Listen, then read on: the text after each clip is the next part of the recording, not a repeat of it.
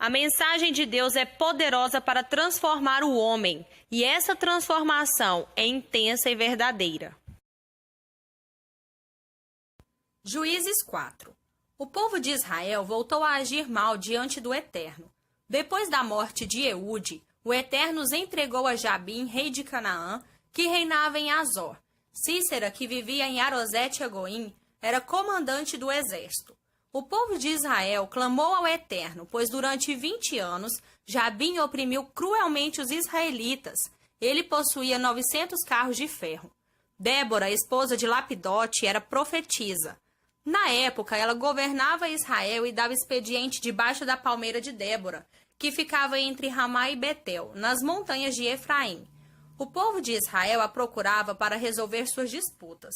Débora mandou dizer a Baraque, filho de Abinoão, de Quedes, em Naftali: Está claro para mim que o Eterno Deus de Israel ordena isto a você. Suba ao monte Tabor e prepare-se para a guerra. Leve 10.000 soldados de Naftali e Zebulon. Eu me encarregarei de mandar Cícera, o comandante do exército de Jabim, ao rio Quizon, com seus carros e tropas. Garanto que você vencerá a batalha. Baraque respondeu: Se você me acompanhar, eu vou, mas se não me acompanhar, não vou. Ela disse: Claro que vou acompanhá-lo, mas entenda que com essa atitude a honra não será sua. O Eterno usará uma mulher para liquidar Cícera. Débora se preparou e partiu com Baraque para Quedes. Baraque convocou Zebulon e Naftali para irem a Quedes. 10.000 homens o acompanharam. Débora já estava com ele. Nessa época, Éber, o queneu, havia se separado dos outros queneus descendentes de Obabe, sogro de Moisés. Ele vivia perto do carvalho de Zaanim, nas proximidades de Quedes. Foi quando informaram a Cícera que Baraque, filho de Abinoão, tinha subido ao monte Tabor. Cícera imediatamente levou todos os seus carros para o rio Quizon, 900 carros de ferro, e todos os soldados que estavam com ele em Arosete e Agoim. Débora disse a Baraque: Ataque! Hoje o Eterno deu a você a vitória sobre Cícera. O Eterno irá à sua frente. Baraque desceu do monte, seguido por seus 10.000 soldados.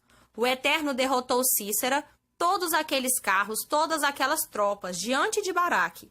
Cícera pulou do seu carro e correu. Baraque perseguiu os carros e as tropas até Arosete e Agoim. O exército de Cícera foi massacrado. Não sobrou um soldado sequer. Enquanto isso, Cícera, em sua fuga, chegou à porta da tenda de Jael, esposa de Éber, o queneu. Jabim, rei de Azor, e Éber, o queneu, eram amigos. Jael saiu para encontrar-se com Cícera e disse: Entre, Senhor, fique comigo, não tenha medo. Então ele entrou na tenda e ela o cobriu com uma coberta. Ele disse: Por favor, dê-me um pouco de água, estou com sede. Ela abriu uma vasilha de leite, deu de beber a ele e depois o cobriu outra vez. Cícera disse à mulher: Fique na entrada da tenda. Se alguém passar por aqui e perguntar se há alguém aqui dentro, responda: Não, ninguém. Ele caiu num sono pesado por causa da exaustão. Então Jael pegou uma estaca da tenda e um martelo, aproximou-se de mansinho e cravou a estaca na têmpora dele, atravessando-a até fincar a estaca no chão. Ele se contorceu e morreu. Baraque, que perseguia Cícera, chegou logo depois. Jael foi a seu encontro e disse: Venha, vou mostrar onde está aquele que você procura. Ele a acompanhou e encontrou Cícera deitado, morto, com uma estaca fincada na têmpora. Naquele dia, Deus tirou o poder de Jabim, rei de Canaã, sobre o povo de Israel, que continuou a apertar o cerco em torno de Jabim até que não sobrou nada dele. Juízes 5. Naquele dia, Débora e Baraque, filho de Abinoão, cantaram este cântico. Quando os guerreiros soltaram o cabelo em Israel e o deixaram esvoaçar ao vento forte, o povo, numa exclamação voluntária, bendisse o Eterno. Ouçam, ó reis, escutem, ó príncipes. Ao Eterno sim, ao Eterno cantarei. Vou compor um hino ao Eterno, ao Deus de Israel. Eterno, quando saíste de Seir, atravessando os campos de Edom, a terra tremeu, até os céus derramaram chuva, e as nuvens transformaram-se em rios. Os montes saltaram diante do Eterno, o Deus do Sinai, perante o Eterno, Deus de Israel. Na época de Sangar, filho de Anate, e na época de Jael, As estradas públicas foram abandonadas, os viajantes pegavam estradas vicinais. Os guerreiros ficaram gordos e relaxados. Não tinha mais ânimo para lutar, até que surgiu você, Débora. Você, mãe em Israel, apareceu. Deus escolheu novos líderes que lutaram diante das portas. Não foram vistos escudos nem lanças entre os 40.000 soldados de Israel. Entregue seu coração, ó Israel, seja voluntário e dedicado, e todo o povo bendiga o Eterno. Vocês que cavalgavam jumentos de raça, confortavelmente montados em suas celas. Vocês que caminham pelas ruas, ponderem, prestem atenção. Reúna-se à volta do poço da cidade e ouça-nos cantar, celebrando as vitórias do Eterno, as vitórias conquistadas em Israel. Então o povo do Eterno desceu até as portas da cidade. Desperta, desperta, Débora. Desperta, cante uma canção. Levante-se, Baraque. Leve com você os seus prisioneiros, filho de Abinoão. Então os restantes desceram para saudar os heróis. O povo do Eterno se uniu aos poderosos. Os capitães de Efraim desceram para o vale seguindo você, Benjamim, com suas tropas. Os comandantes marcharam de Maquir de Zebulon, vieram líderes de alto escalão. Os chefes de Isacar se uniram a Débora. Isacar permaneceu firme com Baraque, cobrindo a retaguarda nos campos de batalha. Mas entre as divisões de Ruben havia muita crítica. Por que tanta discussão em torno das fogueiras dos pastores? As divisões de Ruben, dispersas e distraídas, não conseguiam se decidir. Gileade não se arriscou a atravessar o Jordão, e Dan, porque partiu com seus navios, Aser manteve distância, preferindo a segurança dos seus portos. Mas Zebulon arriscou a sua vida, desafiou a morte, assim como Naftali nos altos campos de batalha. Os reis vieram e atacaram, e os reis de Canaã lutaram. Lutaram em Teanaque, junto às águas de Megido, mas não levaram prata nem tomaram os despojos. As estrelas do céu se uniram na batalha. De suas órbitas lutaram contra Cícera. O rio Quizon os arrastou, as torrentes os atacaram. A correnteza do Quizon. Você pisará o pescoço dos poderosos. Os cascos dos cavalos faziam tremer o chão, garanhões galopando em fuga. Amaldiçoem Meroz, diz o anjo do Eterno. Amaldiçoem duplamente seu povo, porque não compareceram quando o Eterno precisou deles. Não se uniram ao Eterno com os seus valentes guerreiros. Mas bendita entre todas as mulheres é Jael, mulher de Éber, o queneu, a mais bendita entre as mulheres que cuidam do lar. Ele pediu água, ela trouxe leite. Numa linda tigela ofereceu coalhada. Ela segurou uma estaca da tenda com a mão esquerda e com a mão direita pegou um martelo. Ela cravou Cícera, esmagou sua cabeça, traspassou suas têmporas. Ele se curvou aos pés dela, caiu e ficou estendido. Ele se curvou aos pés dela, ele caiu, curvado, prostrado, morto. A mãe de Cícera aguardava à janela, esperava incomodada e ansiosa. Dizia: o que teria detido seu carro? Por que não se ouve o ruído dos carros? A mais sábia de suas damas respondia calmamente, tentando animá-la. Não seria porque estão ocupados, buscando e repartindo os despojos? Uma moça, talvez duas para cada soldado. Para Cícera, uma túnica de seda lustrosa, uma roupa luxuosa, 1 ou 2 cachecóis coloridos para ornar o pescoço do espoliador. Assim que pereceram todos os inimigos do Eterno, e os seus amados brilhem como o sol. A terra teve paz durante 40 anos. Juízes 6. Outra vez o povo de Israel agiu mal perante o Eterno. O Eterno os deixou sob o domínio dos midianitas durante 7 anos. Os midianitas oprimiram Israel. Por causa deles, os israelitas eram obrigados a se esconder nas cavernas ou a construir lugares seguros. Quando Israel plantava sua lavoura, os midianitas e os amalequitas, os que viviam no leste, invadiam os campos e acampavam neles, destruindo as plantações até Gaza. Não deixavam nada para o sustento dos israelitas, nem ovelhas, nem bois, nem jumentos. Com os seus rebanhos e tendas, tomavam conta da terra, como numa invasão de gafanhotos. Eles possuíam uma quantidade incrível de camelos que pisoteavam o solo e destruíam tudo. O povo de Israel, reduzido à pobreza pelos midianitas, clamou pela ajuda do Eterno. Depois que certa vez o povo de Israel clamou ao Eterno por causa dos midianitas, o Eterno lhes enviou um profeta com esta mensagem. O Eterno, Deus de Israel, declarou: Eu libertei vocês do Egito, eu libertei vocês da escravidão, resgatei vocês da crueldade do Egito e depois de todos os opressores. Eu os eliminei da sua presença e entreguei a vocês a terra deles. Ele disse a vocês: Eu sou o Eterno, seu Deus. Não tenham medo nem por um instante dos deuses dos amorreus que existem na terra em que vocês estão vivendo. Mas vocês não deram ouvidos a mim. Um dia o anjo do Eterno sentou-se debaixo do carvalho que está em Ofra, pertencente a Joás, o abiezrita.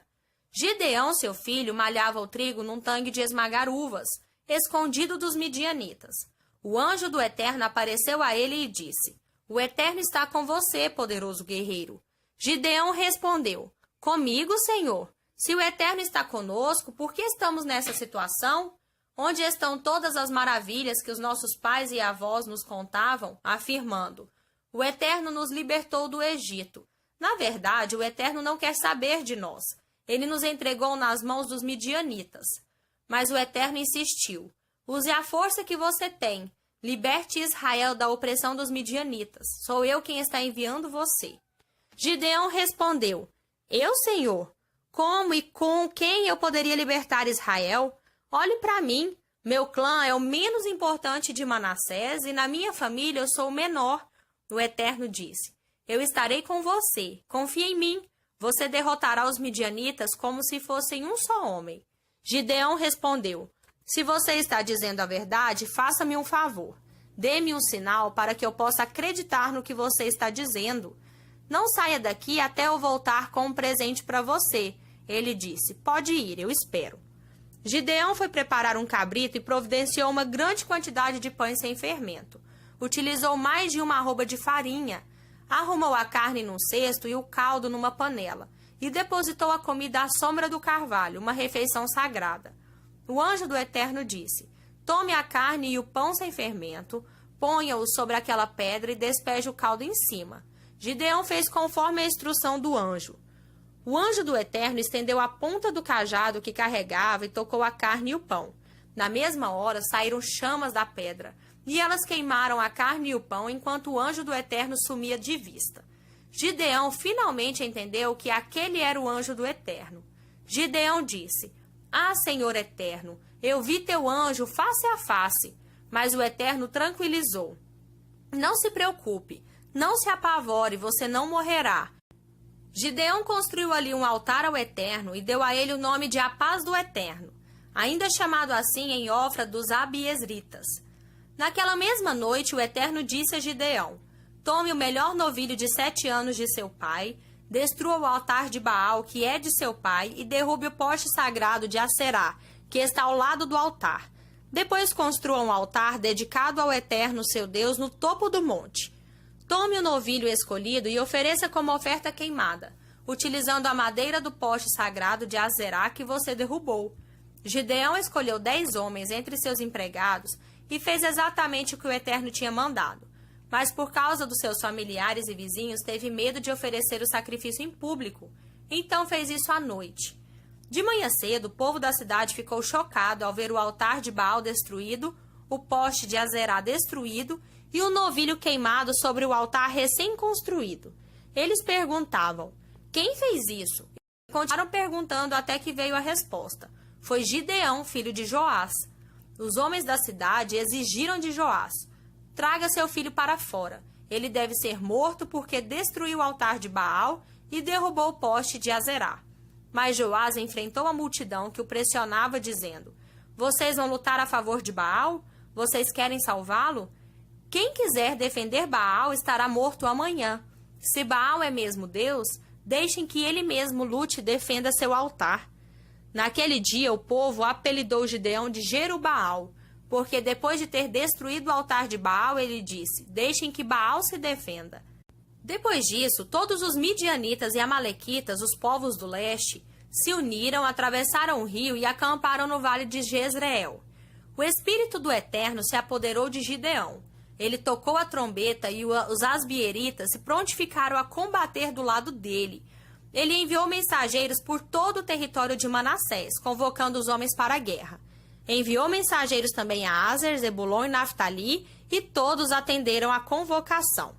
Gideão disse a Deus: se for isso mesmo, se quiseres libertar Israel como disseste, vou deixar um pedaço de lã no lugar em que malhamos trigo. Se de manhã o orvalho estiver apenas na lã e o chão ao redor estiver seco, vou entender que desejas me usar para libertar Israel como prometeste. E foi o que aconteceu. Quando ele se levantou logo cedo, espremeu a lã, e havia orvalho suficiente para encher uma tigela. Gideão disse a Deus: não te irrites comigo, mas tenho outro pedido. Vou fazer mais um teste com a lã. Só que dessa vez a lã deve ficar seca e o chão encharcado de orvalho. Deus fez acontecer isso naquela mesma noite. Apenas a lã ficou seca enquanto o chão ao redor estava molhado de orvalho. Novo Testamento. Lucas 4, do 22 ao 44. Todos os presentes, interessados e curiosos, ficaram surpresos com a declaração, mas logo alguém lembrou: este não é o filho de José, que conhecemos desde novo? Ele respondeu: suponho que vocês irão agora citar o provérbio: médico, cura a ti mesmo. Faze aqui em tua cidade tudo o que nos disseram que fizeste em Cafarnaum. Pois bem, vou me dizer uma coisa: nenhum profeta é bem recebido em sua terra. Não havia muitas viúvas em Israel no tempo de Elias, naqueles 3 anos e meio de seca, quando a fome devastou a terra? Mas a única viúva a quem Elias foi enviado estava em Serepta, em Sidom. Havia muitos leprosos em Israel no tempo do profeta Eliseu, mas o único purificado foi Naamã, o sírio. O argumento deixou todos enfurecidos. Eles o agarraram e levaram para fora, até o cume de uma montanha situada nos limites da cidade, e queriam jogá-lo lá do alto. Entretanto, ele conseguiu fugir e tratou logo de sair dali. Depois foi para Cafarnaum, cidade da Galileia. No sábado, passou a ensinar o povo. Eles estavam impressionados com o seu ensino direto e claro, transmitido com autoridade, bem diferente dos discursos recheados de sofismas e citações, com os quais estavam acostumados. Na sinagoga naquele dia, havia um homem perturbado por um espírito maligno. Ele gritou: ei, o que você quer conosco, Nazareno? Sei o que você pretende. Você é o santo de Deus e está aqui para nos destruir. Jesus ordenou: quieto, saia dele. O espírito demoníaco derrubou o homem na frente de todos, mas saiu sem o ferir. O povo ficou espantado. Todos cochichavam entre si: o que está acontecendo aqui? Alguém que com uma palavra faz as coisas acontecerem? Alguém que ordena aos espíritos demoníacos que saiam e eles saem? Jesus era o assunto da cidade. Jesus deixou a sinagoga e foi para a casa de Simão. A sogra de Simão estava com febre alta e pediram a ele que fizesse algo por ela. Aproximando-se dela, ele ordenou à febre que a deixasse. E aconteceu exatamente assim. Antes que eles percebessem, ela estava preparando o jantar para eles. Quando o sol se pôs, todos os que tinham algum doente ou com algum problema vieram procurá-lo. Ele impôs as mãos sobre todos e os curou. Os demônios saíam gritando: Filho de Deus, você é o Filho de Deus. Mas ele não permitia que se pronunciassem, porque sabiam que ele era o Messias. No dia seguinte, ele procurou um lugar isolado, mas o povo foi atrás dele. Quando o encontraram, imploraram para que não saísse da região. A resposta foi: vocês não percebem? Tenho de pregar a mensagem do reino de Deus em outras cidades, porque essa é a obra que Deus me mandou fazer. Nesse meio tempo, continuou a pregar nas sinagogas da Galileia.